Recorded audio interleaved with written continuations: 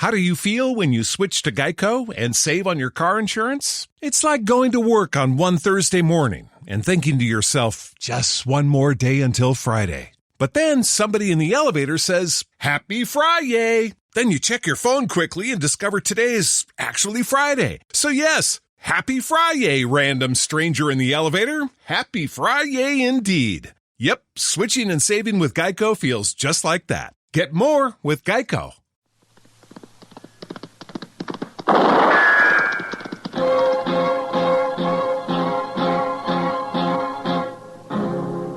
Around Dodge City and in the territory on West, there's just one way to handle the killers and the spoilers, and that's with a U.S. Marshal and the smell of Gunsmoke.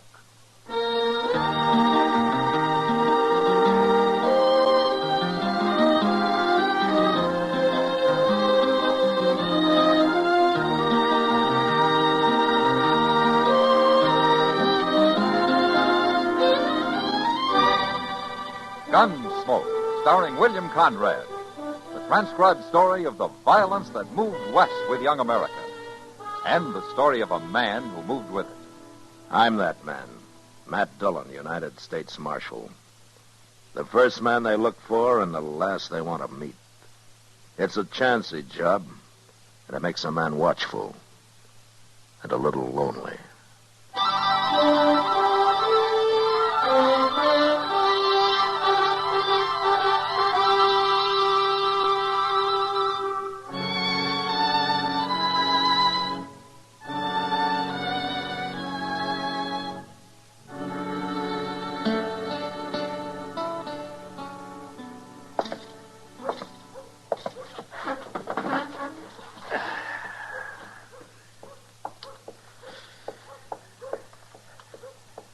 Hey, Kitty. Huh? What's your hurry? I'm late for work, Matt. I should have been at the Long Branch an hour ago. I was just over there. The place is full of nothing but loafers. Why, there isn't a dollar in the crowd. I never saw a loafer yet who didn't have at least a few pennies hid out somewhere. Maybe you're right, Kitty. Of course, sometimes you have to pull his boots off to find it.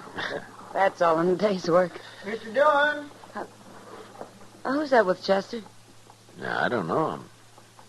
Look at the spread of that man's feet, Matt. It looks like a buffalo. Yeah, they are pretty big, all right. I'll see you later, Matt. Okay, good luck, Kitty. Mr. Dillon, this here is Mr. and Miss Jollop. How do you do? The Jollops has bought themselves old Mather place down at the head of Salt Fork. Oh? Well, that's about 60 miles south of here, isn't it, Mr. Jalop? Well, that's what they tell me, Marshal. Of course, we ain't never been there. We're on our way now. Well, you'll have a good neighbor down there, Miss Jalop. Bob Oren lives only about 10 or 15 miles from you. Well, that's what they wanted to see you about, Mr. Dillon. What? We met this here Bob Oren right here in town today, Marshal. Oh, did you? Now, see, we paid good money for that place. But, well, my wife and me, we've about give up going down there. All we've been hearing about that country. And we met this Oren fella down the Santa Fe Depot today. Now, he said 'twas all lies. And they want you to tell them the truth, Mr. Dillon. Yes. What? The truth about what? About them Indians, Marshal. Them Comanches. Now, everybody but Bob Oren. Everybody says that country down there is just full of them. And he lives alone. He's got no woman with him. But me, I didn't come west to get captured by no Indians. I've read about that. It's bad what they do to women. I don't intend to expose my wife to nothing like that, Marshal. And we want you to tell us the truth, Marshal. You're the law here, and we'll believe you. Well, that was Comanche country, yeah, but it isn't anymore. I doubt if a single Indian's been seen down there for 2 or 3 years. They're all on the reservation now. Is that the truth, Marshal? You swear that's the truth? Well, you can go out to Fort Dodge and ask the Army. They'll tell you. No, we believe you. Well, you can believe Bob Oren. He's lived there quite a while. All right, then. Laura? Let's get going, Will. I'll brave it. All right. I've got to ride down your way in a few weeks. If you don't mind, I'll come by and say hello. Oh, you'll be welcome, Marshal. Pleased to see you, Marshal. Goodbye. Bye. Goodbye. Ain't you taking a little too much responsibility for that, Mr. Dillon? Now, what do you mean, Chester? Well, how can you say every Comanche in the country is on that reservation?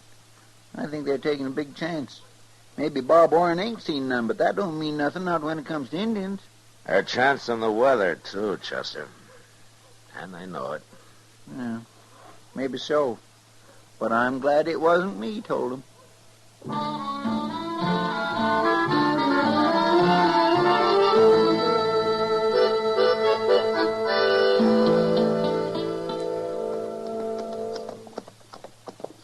I thought the old Mather place was right in them cottonwoods, Mr. Jones. Yeah, it was. Well, then the Jallops must have moved it. I sure don't see no house. Look closer. Yeah, there's something there. Yeah. Why, it's all tore down. It's just a heap. Mr. Dillon's been burned. They've had a fire out here. Looks that way. I don't see nobody around. No. Let's have a look. My, there sure ain't much left, is there? Well, there's this. It's an arrow.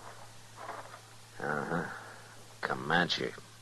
Oh, and there's another one, half burned. Oh, my goodness. Hey, look at there, Mr. Dillon. Somebody made a grave. It's fresh dug, too. But it's only one grave.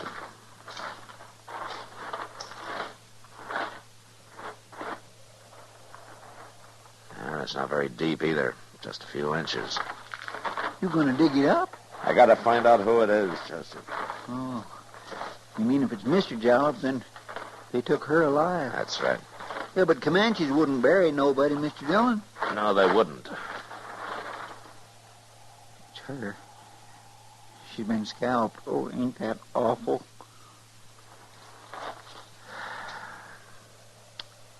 Yeah, we'll have to bury her proper, Chester.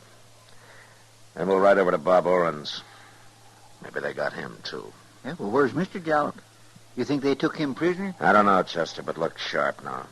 We don't want him to get us.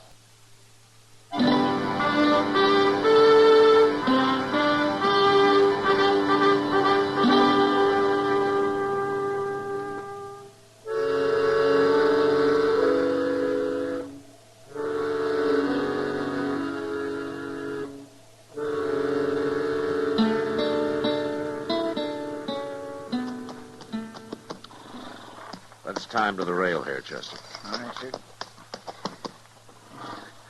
Well, Bob Orrin's pretty lucky.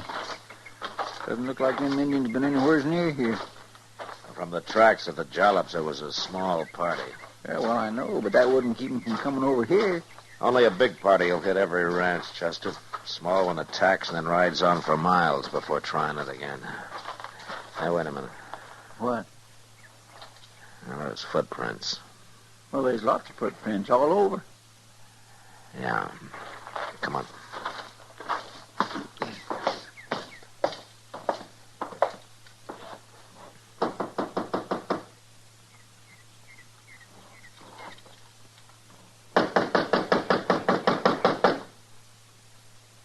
I guess Orrin ain't home. He's gotta be. Didn't you notice that saddled horse in his corral?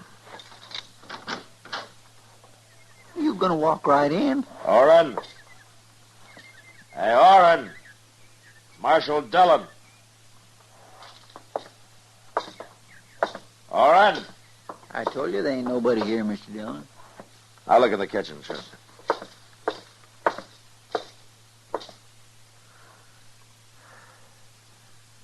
He's here, Chester. Why, it's Orrin. He's been scalped, too. A bullet hole in his chest. Well, them Comanches was here after all. I don't know. You don't know? Well, they scalped him, didn't they? Did you ever hear of Indians killing a man and not setting fire to his place? No, I guess I never did. There are 3 horses in that corral. Even drunken Indian wouldn't leave a horse behind. Yeah, but he's been scalped. Anybody with a sharp knife can scalp a man, Chester. You don't have to be an Indian to do that. What do you mean? Outside those tracks I stopped to look at.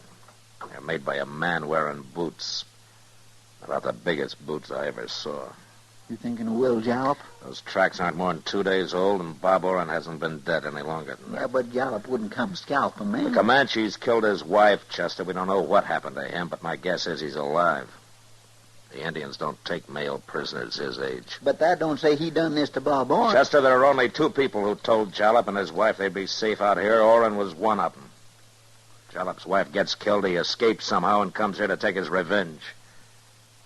He did to Oren what the Comanches did to her. That's awful hard to believe, Mr. Dillon. Well, he wouldn't be the first man driven crazy with grief. Well, maybe. And if it's true, I'm the next on his list. When we get back to Dodge, I got an idea Jalop will be there waiting for me.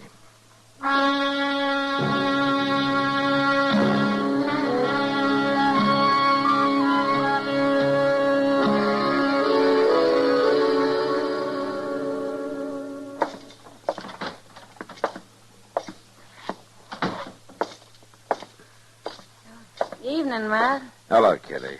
Sit down. Oh, any coffee left in that pot? Sure. And here's an extra cup. Ah, thanks. You look tired. Well, we rode all night, Kitty. I haven't been to bed yet. No, Chester came in the Long Branch. No luck, huh? Not so far. You could be wrong about him, Matt. Jalop might be in Colorado by now. Yeah, maybe. He might have killed Bob Oren, sure, but it's kind of hard to believe he'd come to Dodge looking to scalp a gun-bearing U.S. Marshal. Well, I'm beginning to think maybe you're right, Kitty. Maybe I made a mistake about the whole thing. But somebody killed Oren. Yeah, they sure did. Guess I better go out there and have another look around. With all those Comanches on the warpath? I know there are only 3 or 4 of them, Kitty. Some young braves who jumped reservation last week. How do you know that? I reported the whole business to Major Honeyman at Fort Dodge. He told me about it. Well, even so, isn't he doing anything about him? Yeah? He put a company of troopers in the field. Sure. All they'll do is kick up a lot of dust. Probably. Well, Kitty, I think I'll turn in for a couple of hours. I need some sleep. That's the best idea you had yet. When Chester comes in, will you tell him I've gone to my room? Huh? Yeah, I'll tell him, Matt.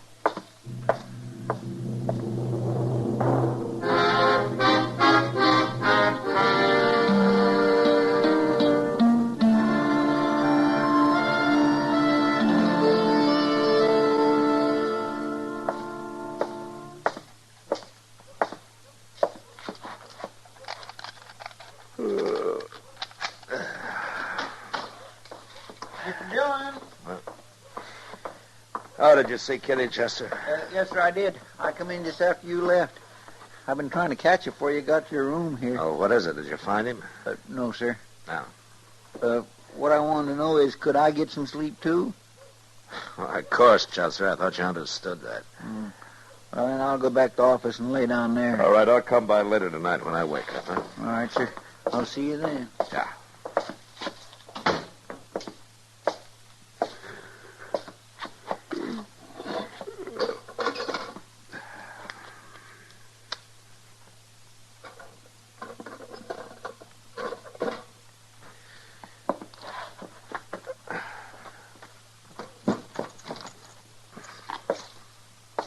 Don't move, Marshal. Just leave that gun there on the table. This here's a mighty short-barreled shotgun, Marshal. I stole it off of Bob Oren, and it's loaded with buckshot. I've been waiting for you. I've been waiting hours. Busted in the back window, if that's what you're wondering. No, that's not what I'm wondering, Jalop. What? I'm wondering how you got away from those Comanches. Seen them coming.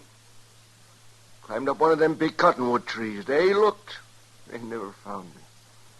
You mean you left your wife to fight them? I left her, all right. You betcha I left her. Coward. Terrible, them Indians. It was terrible. But I fixed Bob Oren for it. He told me it was safe out there.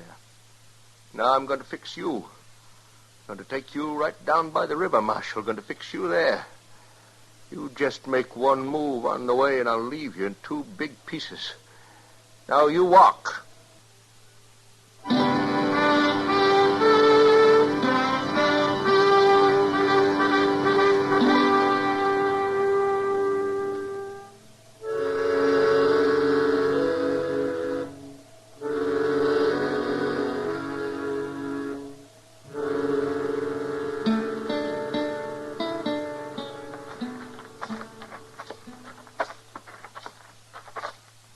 Fair enough, Marshal.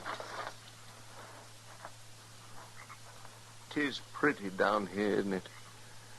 All them nice cottonwood trees.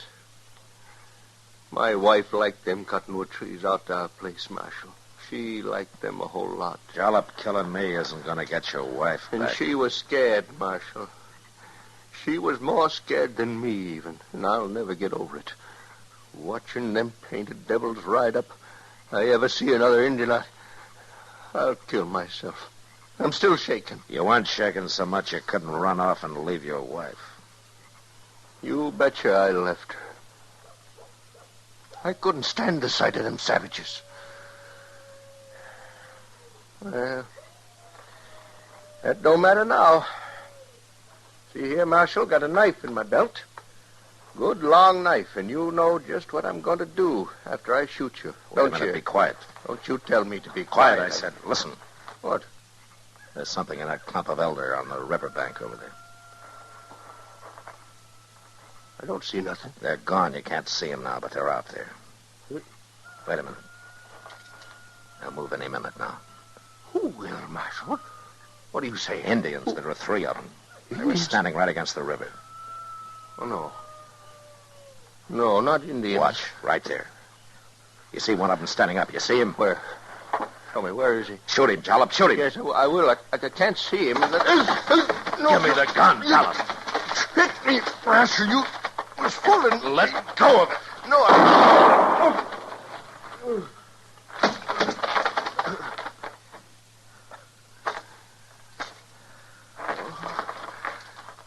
My chest. Hit me in the chest. I couldn't get your finger off the trigger. Gotta die. Bleeding all over. I'm sorry, Jalop. Oh, I shot myself. I shot everybody, Marshal. I'm the 3rd one. The 3rd? Oh, I ain't a coward like you think. I'm scared of Indians, but I didn't run off to leave my wife to them. Not alive, I didn't. You mean you shot her before they got there? You killed her? It was terrible, Marshal. She begged me to. Begged me before they could get her. Ain't been right since. Not till now. Now I know I done wrong. Killing Bob Orr, trying to kill you, I done wrong.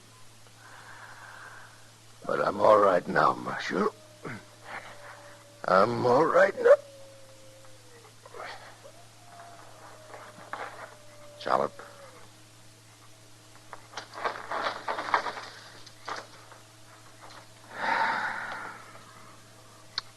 Yeah, I think maybe you are now.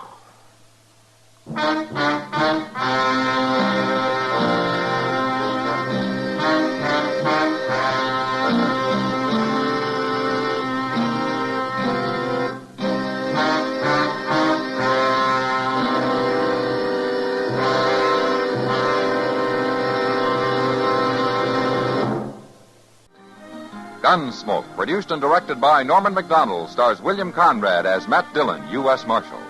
Our story was specially written for Gunsmoke by John Meston, with music composed and conducted by Rex Corey.